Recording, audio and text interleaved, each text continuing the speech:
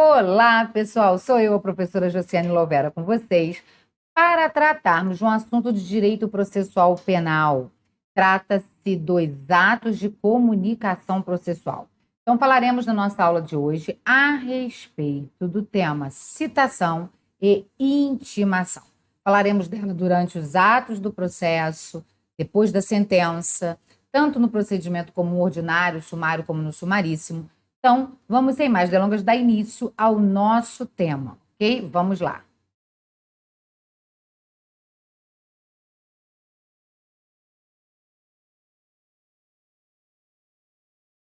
Bom, citação e intimação é um tema que está aí dos artigos 351 ao 372 do CPP e 390 ao 392 do Código de Processo Penal.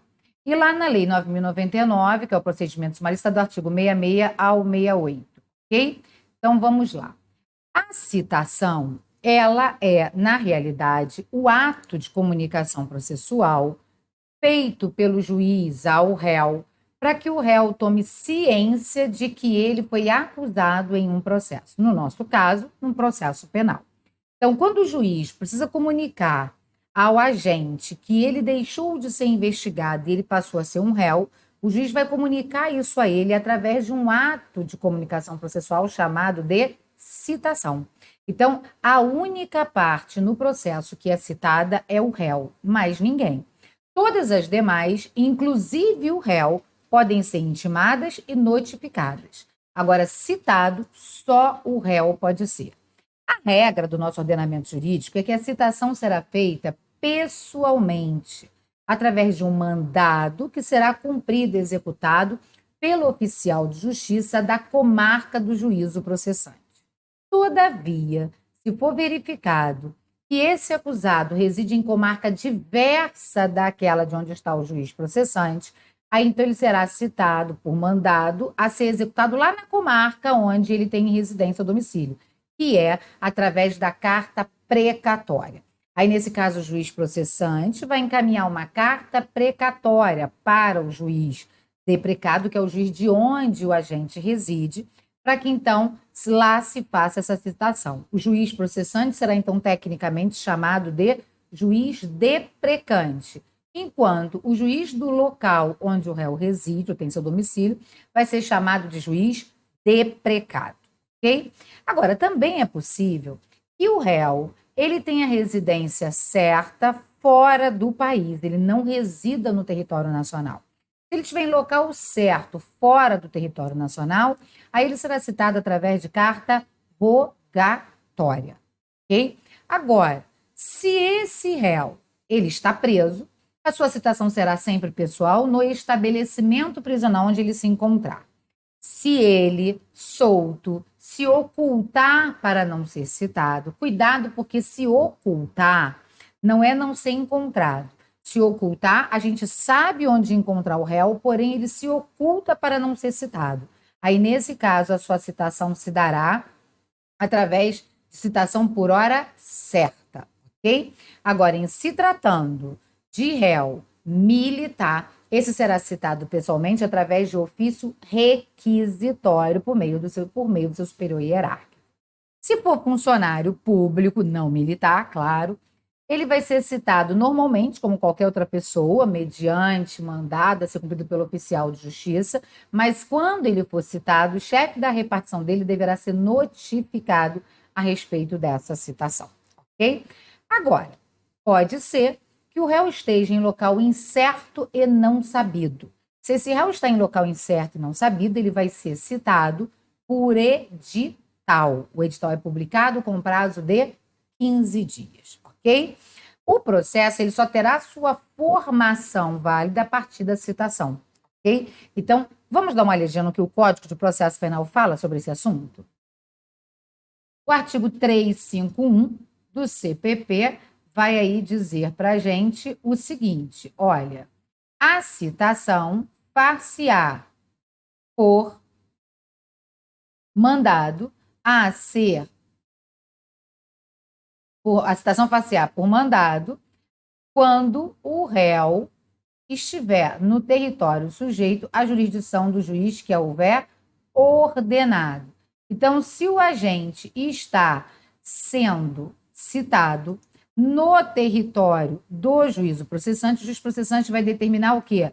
Um mandado, uma ordem judicial para que ele possa ser citado. E o oficial de justiça, então, vai cumprir. Esse mandado deve conter o nome do juiz, o nome do querelante, nas ações de iniciativa privada, o nome do réu, ou se for desconhecido, seus sinais característicos, a residência do réu, se for conhecida, o fim para que é feita a citação, o juiz e o lugar, o dia e a hora em que o réu deverá comparecer, a subscrição do escrivão e a rubrica do juiz. O mandado de citação deverá conter esses requisitos que estão aí previstos expressamente no artigo 352 do Código de Processo Penal. Todos esses detalhes deverão constar. Para o cumprimento desse mandado, quais são os requisitos que deverão ser observados? Estão lá no artigo 357. São requisitos para o cumprimento do mandado que o oficial de justiça faça a leitura do mandado e a entrega da contrafé, na qual se mencionarão o dia e hora da citação. Também tem que ter a declaração do oficial na certidão da entrega da contrafé e sua aceitação ou recusa. O que é essa contrafé? Essa contrafé é uma cópia da peça acusatória que vai acompanhar o mandado de citação. Então, quando o réu é citado, ele recebe uma cópia da denúncia, no caso de ação pública, e ele recebe uma cópia da queixa, no caso de ação penal de iniciativa privada, que vai ser tecnicamente chamada de contrafé. Ok? Então, se esse réu ele está fora do território do juízo processante, aí ele será citado mediante carta precatória, e a carta precatória deve indicar tudo isso que está previsto no artigo 354 do Código de Processo Penal. O que ele vai dizer? Deve conter o juiz deprecado e o juiz deprecante, a sede da jurisdição de um e de outro, ou seja, tanto do juiz deprecado quanto do deprecante, o fim para que é feita a citação com todas as especificações, o juízo do lugar, o dia e a hora em que o réu deverá comparecer. Lembrando que o juiz deprecante é o processante e o juiz deprecado é o juiz do local que vai receber a carta precatória do domicílio desse réu, ok? Essa citação por carta precatória será devolvida ao juiz deprecante, independentemente de traslado depois de lançado o cúmplice e de feita a citação por mandado no juiz deprecado. Então, a citação foi lá para o juízo deprecado, para lá ser cumprido. Uma vez cumprido, vai ser lançado o cúmplice e vai ser devolvido para o juiz processante para que ele tome ciência, é claro, de que aquela carta precatória foi cumprida. Agora, verificado que o réu se encontra em território sujeito à jurisdição de outro juiz e não desse para o qual foi deprecado, este deprecado remeterá os autos para efetivação da diligência para o juiz do local onde efetivamente o réu está, desde que haja tempo para realmente ser feita a citação, ok? Certificado pelo oficial de justiça que o réu se oculta para não ser citado, então, na precatória vai acontecer a mesma coisa da citação quando é no juízo processante. A precatória, nesse caso, vai ser devolvida e se procederá à citação por hora certa. Se houver urgência, a carta precatória, que conterá em resumo os requisitos enumerados no artigo 354, que nós já vimos, a indicação do juiz deprecado e deprecante, a sede da jurisdição de um de outro, o fim para que é feita com as suas especificações, o juízo do lugar e o dia, a hora em que o réu deverá comparecer. Se houver urgência, a precatória, que conterá em resumo os requisitos enumerados no artigo 354, poderá ser expedida por via telegráfica depois de reconhecida a firma do juiz, o que a estação expedidora mencionará. Ok? Citação do militar. Como eu já havia dito, ela é feita por intermédio do chefe do respectivo serviço, e a do funcionário público ela é feita normalmente, como a de qualquer pessoa. Normalmente o domicílio dele é o local de trabalho, o oficial de justiça vai lá citá-lo, e o chefe da repartição deverá ser notificado acerca dessa citação. Ah, Josiane, por que esse chefe vai ser notificado? Porque o funcionário público, ele presta um serviço público. E o serviço público não pode deixar de ter a continuidade na sua prestação por conta da ausência do funcionário. Então, o funcionário que é citado, ele vai ter que, ocasionalmente, se ele não estiver preso, deixar de comparecer ao serviço público para, então, estar em audiência, praticar os atos processuais. E aí o chefe da repartição terá que providenciar para que esses atos possam ser praticados, ok? Então, é exatamente por isso ele vai ser notificado. A citação do réu preso será sempre feita pessoalmente no estabelecimento prisional. E o STF, na súmula 351, vai dizer que anula a citação do réu preso na mesma unidade da federação em que o juiz exerce a sua jurisdição por edital. Veja bem, o agente está preso no estado do Rio de Janeiro, E no Rio de Janeiro ele está sendo processado, e o oficial de justiça diz que ele não foi encontrado para ser citado e o juiz determina a sua citação por edital. Não tem lógica em um réu preso no estado, no estado onde fica o juízo que o está processando e dizer que não foi encontrado, que ele se ocultou, que ele não foi encontrado para fazer citação por edital. Então, é claro que nesse caso a citação por edital será considerada nula, porque é dever do Estado saber que o preso está ali, tá claro? Então, a citação dele vai ser pessoal. O legislador, quanto à citação pessoal, ele vai nos dizer o seguinte: se o réu não foi encontrado, ele será citado por edital com prazo de 15 dias. Se ele estiver em local incerto e não sabido, ele vai ser citado por edital com prazo que indica, que significa que o edital vai ser publicado e vai se aguardar o prazo de 15 dias para saber se ele tomou ciência, se ele vai comparecer ou se ele vai constituir um defensor para demonstrar que tomou ciência. Essa citação por edital vai ter que indicar o nome do juiz que a determinou, o nome do réu, e se não for conhecido o seu nome, seus sinais característicos, bem como a sua residência, a profissão, caso conste do processo, o fim para que é feita a citação, o juízo, o dia, a hora e o lugar em que ele deve comparecer, o prazo que será contado do dia da publicação do edital na imprensa, se houver, ou da sua fixação. O edital será fixado à porta do edifício onde funcionar o juízo e será publicado pela imprensa onde houver, devendo a fixação ser certificada pelo oficial que a tiver feito e a publicação provada por exemplar do jornal ou certidão do escrivão, da qual conste a página do jornal com a data da publicação. Ok? Agora, o que nós temos que saber? Quando o réu ele é citado pessoalmente, a gente chama isso de citação real. Citação pessoal é uma citação real. Por quê? Porque existe a certeza de que o réu tomou ciência de que existe contra ele um processo. Ele sabe da existência desse processo. Então, nesse caso, se ele não comparecer, se ele não constituir advogado, se ele mudar de endereço sem comunicar previamente ao juiz e, em razão disso, as intimações voltarem sem que ele seja encontrado, o juiz, então, declarará a sua revelia, prosseguirá com o feito, nomeando um defensor. E o réu que devidamente citado e intimado para comparecer aos atos processuais não comparecer de forma injustificada, ele não mais será intimado para os demais atos. Ele perderá o direito de ser intimado para os demais atos. Então, o juiz vai considerá-lo revel, vai nomear um defensor e vai prosseguir no feito a sua revelia. Agora, se esse réu ele foi citado por edital, passaram-se os 15 dias, ele não compareceu, nem constituiu advogado, a gente vai ter que presumir que ele não tomou ciência desse edital, tá claro? Dessa citação. A citação por edital, citação editalícia, ela também será chamada de citação presumida, de citação ficta. Ela é uma ficção, presume-se que a pessoa leia o Diário Oficial. Mas todas as pessoas vão ler o Diário Oficial? Claro que não, né? Então, por conta disso, quando a citação é feita por edital e passam os 15 dias do prazo, o réu não comparece nem constitui defensor, o juiz não vai declarar revelia e nomear defensor, o juiz vai suspender o processo e a prescrição. E se for o caso, se for necessário, ele vai determinar a produção antecipada de provas e decretará a prisão preventiva se os motivos da preventiva estiverem presentes.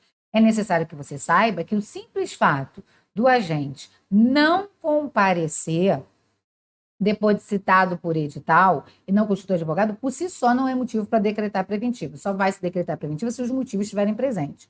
Isso está expressamente previsto aí nos artigos 366 e 367 do CPP, que vão dizer para a gente o seguinte: se o acusado citado por edital não comparecer, nem constituir advogado, ficarão suspenso o processo e o curso do prazo prescricional, podendo o juiz determinar a produção antecipada de provas consideradas urgentes e, se for o caso, decretar a prisão preventiva nos termos do artigo 312.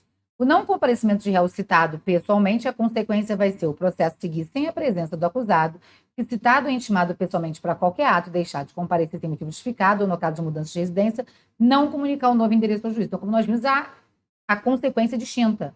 Na citação pessoal, o juiz vai o considerar revel, vai nomear defensor e vai prosseguir. Na citação por edital, o juiz vai suspender o processo e a prescrição se ele não comparecer e nem constituir advogado. Ok? Bom, A formação completa do processo, ela só se dará com a realização da citação do acusado, de forma que, enquanto ele não for citado, a formação completa do processo não existirá. Se ele não for encontrado, como nós já vimos, será citado por edital. Comparecendo o acusado por edital em qualquer tempo, o processo prosseguirá normalmente, ok? Aí o artigo 364, ele hoje ficou sem efeito. Por quê? Porque ele trata dos incisos 1 e 2 do artigo 363 que foram revogados. Então, hoje não tem mais aplicabilidade esse 364.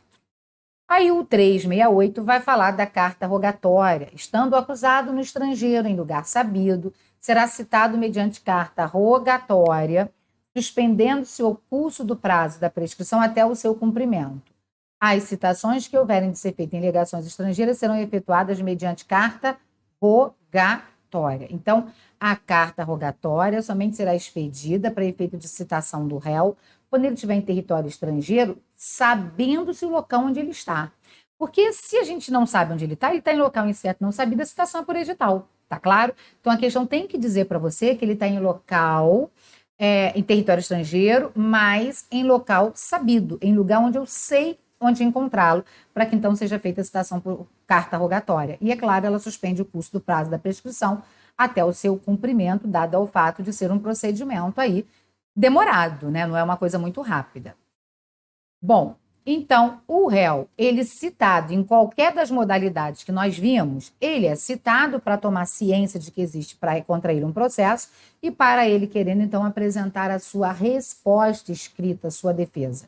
Ele é citado para apresentar a defesa no prazo de 10 dias. Se ele citado não constituir advogado, não apresentar a defesa, o juiz nomeará um defensor e concederá esse defensor o prazo de 10 dias para fazer a defesa, é o que diz o artigo 396 e 396-A do CPP. O processo obrigatoriamente tem que ter a citação, sob pena de nulidade. A ausência de citação no processo, ela gera a nulidade processual, ok? Os requisitos para essa citação, nós vimos todos eles. Quem vai executar o mandado é, em regra, o oficial de justiça. Agora, se o oficial de justiça quando for cumprir esse mandado, verificar que o réu se oculta para não ser citado, ele vai certificar isso nos autos e procederá à citação por hora certa, nos termos aí do artigo 362 do CPP, que vai dizer para a gente, verificando que o réu se oculta para não ser citado, o oficial de justiça testificará a ocorrência e procederá à citação com hora certa, na forma estabelecida. Hoje são os artigos 252 a 254 do novo Código de Processo Civil. Completada a citação com hora certa, se o acusado não comparecer, ser-lhe-á nomeado um defensor dativo. Então, se ele não comparecer, se ele não foi encontrado, na verdade, eu souber o endereço dele, ele se ocultar para não ser citado, a citação por hora certa. Cuidado, que não ser encontrado é diferente de se ocultar. Quando a pessoa está em local incerto e não sabido, eu não sei onde encontrar essa pessoa. Quando a pessoa se oculta, eu sei onde encontrá-la, todavia eu não a encontro porque ela se oculta para não ser citada. E aí, nesse caso, a citação vai ser por hora certa nos termos do Código de Processo Civil. E o Código de Processo Civil vai dizer para a gente o seguinte: quando, por 2 vezes, o oficial de justiça houver procurado citando em seu domicílio ou residência sem o encontrar, deverá, havendo suspeita de ocultação, intimar qualquer pessoa da família ou, em sua falta, qualquer vizinho, de que, no dia útil imediato, voltará a fim de efetuar a citação na hora que designar. Nos condomínios edilícios ou nos loteamentos, com controle de acesso, será válida a intimação a que se refere o caput, feita a funcionário da portaria responsável pelo recebimento da correspondência. No dia e na hora designados, o oficial de justiça, independentemente de novo despacho, comparecerá ao domicílio ou à residência do citando a fim de realizar a diligência. Se o citando não estiver presente, o oficial de justiça procurará informar-se das razões da ausência, dando por feita a citação, ainda que o citando se tenha ocultado em outra comarca, seção ou subseção judiciária. A citação com hora certa será efetivada mesmo que a pessoa da família ou vizinho que houver sido intimado esteja ausente, ou se embora presente a pessoa da família ou vizinho se recusar a receber o mandado. Da certidão da ocorrência, o oficial de justiça deixará contrafé com qualquer pessoa da família ou vizinho, conforme o caso, declarando-lhe o nome. O oficial de justiça fará constar do mandado a advertência de que será nomeado curador especial se houver revelia. E feita a citação com a hora certa, o escrivão ou chefe da secretaria enviará ao réu, executado ou interessado, no prazo de 10 dias, contado da data da juntada do mandado aos autos, carta, telegrama ou correspondência eletrônica, dando-lhe ciência de tudo. Como vocês puderam verificar, o ordenamento jurídico processual penal não traz para a gente essas regras da citação por hora certa. Então, é necessário que a gente se valha das regras dos artigos 252, 253 e 254 do Código de Processo Civil, ok? Então, falamos aí da citação no processo penal, no Código de Processo Penal, que é esse ato de comunicação processual através do qual o juiz chama o réu ao processo para tomar ciência que virou réu e defender-se. Quando o juiz quer dar ao réu ou qualquer outra parte processual a ciência de um ato, de um despacho, de uma sentença, de algo que foi por ele decidido, ele intima. E quando ele quer comunicar à parte ou qualquer outra pessoa de lugar, dia e hora que um ato processual deve ser feito e que a gente deve comparecer, ele notifica. Então, nós temos aí citação, é o chamado a juízo para que o acusado se defenda na ação. A intimação é a ciência dada à parte no processo da prática de um ato, despacho ou sentença. E a notificação é a comunicação à parte ou outra pessoa do lugar, dia e hora de um ato processual que deva comparecer. Ok? As intimações, elas são tratadas no Código de Processo Penal apenas aí nos artigos 370 ou 372, de uma forma bem comedida, sabe? Ele não entrou assim em detalhes, não. Mas ele vai dizer para a gente acerca da intimação do defensor constituído, que tem que ser por publicação, do defensor nomeado do MP pessoalmente. Isso você precisa levar para a sua prova, porque isso com certeza é o que eles perguntam acerca da intimação, tá? O artigo 370 vai dizer: nas intimações dos acusados, das testemunhas e demais pessoas que devam tomar conhecimento de qualquer ato, será observado no que for aplicável o disposto no capítulo da citação. A intimação do defensor constituído. Quem é o defensor constituído? É o defensor que o réu constitui. Quem é o defensor nomeado? É o defensor que o juiz nomeia. Então, a intimação do defensor constituído pelo réu é através de publicação. E a intimação do defensor nomeado pelo juiz do MP é através de intimação pessoal, tá? Então, a intimação do defensor constituído, do advogado, do querelante, do assistente de acusação, passear por publicação no órgão incumbido da publicidade dos atos judiciais da comarca, incluído sob pena de nulidade o nome do acusado. Caso não haja órgão de publicação dos atos judiciais na comarca, a intimação passear diretamente pelo escrivão, por mandado ou via postal, com um comprovante de recebimento ou por qualquer outro meio idôneo. A intimação pessoal feita pelo escrivão dispensa a aplicação da publicação no órgão incumbido de publicidade. E a intimação do MP e do defensor nomeado será pessoal. Será admissível a intimação por despacho na petição em que for requerido, observado o artigo 357. Adiada por qualquer motivo a instrução, ou seja, a audiência, o juiz marcará desde logo na presença das partes e testemunhas que estiverem presentes, dia e hora para seu prosseguimento, do que se lavrará a termo nos autos, e nesse caso não haverá necessidade de uma nova intimação. Então, de tudo que acontecer ali na audiência, as partes já sairão cientes, não há necessidade de uma nova intimação acerca daquele assunto, ok? Bom, quando o juiz dá uma sentença, a gente viu que a intimação é o ato através do qual o juiz vai dar ciência a partir de um ato, de um despacho, não é isso? Então, quando o juiz dá uma sentença, a parte precisa ser intimada dessa sentença, a parte precisa saber que ele sentenciou. E aí o legislador vai dizer para a gente que o querelante e o assistente de acusação serão intimados da sentença pessoalmente ou na pessoa de seus advogados, tá? Mas, se nenhum deles for encontrado no lugar da sede do juízo para ser intimado a respeito da citação, a citação far-se-á mediante edital com prazo de 10 dias, é o que diz o artigo 391 do CPP. E, no caso do réu, o réu preso será intimado da sentença pessoalmente, assim como será citado pessoalmente.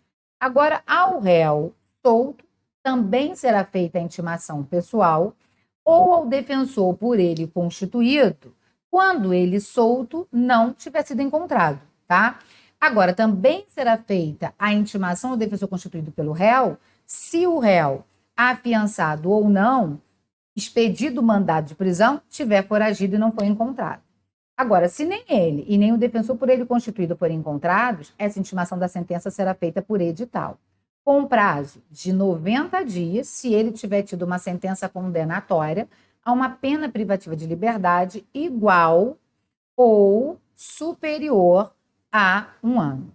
E com prazo de 60 dias, se ele tiver qualquer outro tipo de sentença, condenatória a uma outra pena ou absolutória. Então, o legislador vai dizer para a gente o seguinte: o querelante, o assistente de acusação, será intimado da sentença pessoalmente, está aí no artigo 391, ou na pessoa do seu advogado. Se nenhum deles for encontrado, no lugar da sede do juiz, a intimação será feita mediante edital com prazo de 10 dias afixado no lugar de costume.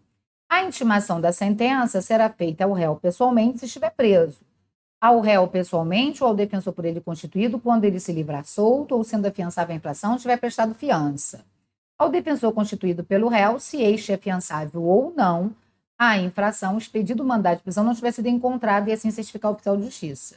E mediante edital, nos casos em que o réu e o defensor não forem encontrados e assim certificar o oficial de justiça. Também mediante edital, nos casos do réu não ser encontrado e se o defensor que o réu houver constituído também não for encontrado e assim certificar o oficial de justiça.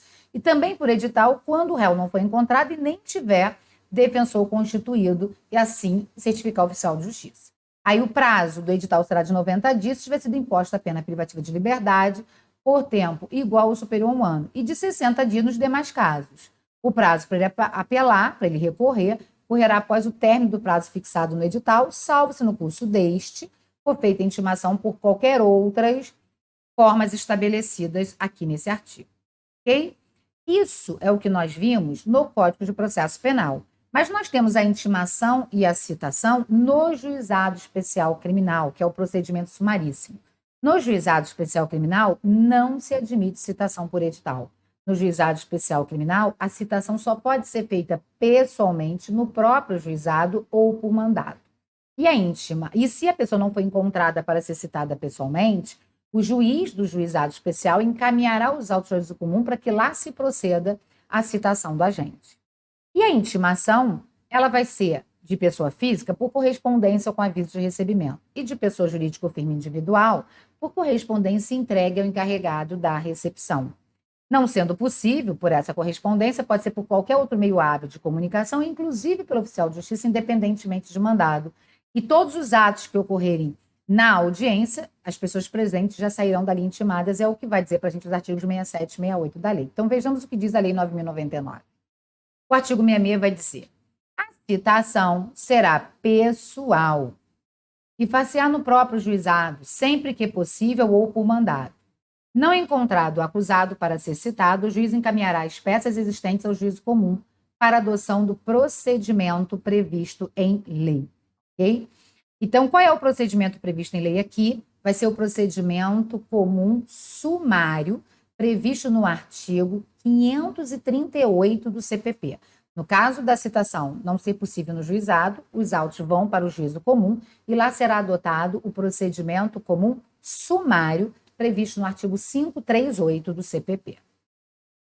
A intimação far-se-á por correspondência com aviso de recebimento pessoal ou tratando de pessoa jurídica ou firme individual, mediante entrega ao encarregado da recepção, que será obrigatoriamente identificado ou sendo necessário por oficial de justiça, independentemente de mandado ou carta precatória, ou ainda por qualquer meio idôneo de comunicação. Dos atos praticados em audiência, considerar-se-ão desde logo ciente as partes, os interessados e defensores. Do ato de intimação do autor do fato e do mandado de citação do acusado, constará a necessidade de seu comparecimento, acompanhado de advogado com advertência de que, na sua falta, ser-lhe-á designado um defensor público. Então, a intimação, como eu disse para vocês, vai ser feita de que forma? Ela vai ser feita através de correspondência, né? Mas não sendo possível, vai ser feita por qualquer outro meio hábil de comunicação, independentemente, até pelo oficial de justiça, independentemente de mandado ou de carta precatória, e no caso dos atos praticados em audiência, todos já sairão dali devidamente intimados. E do ato que intimar o autor do fato, assim como do mandado de citação, já vai constar a necessidade dele vir acompanhado de um advogado, com advertência, é claro, de que na sua falta será designado um defensor, porque pode ser que ele não tenha condições de constituir um advogado, ok?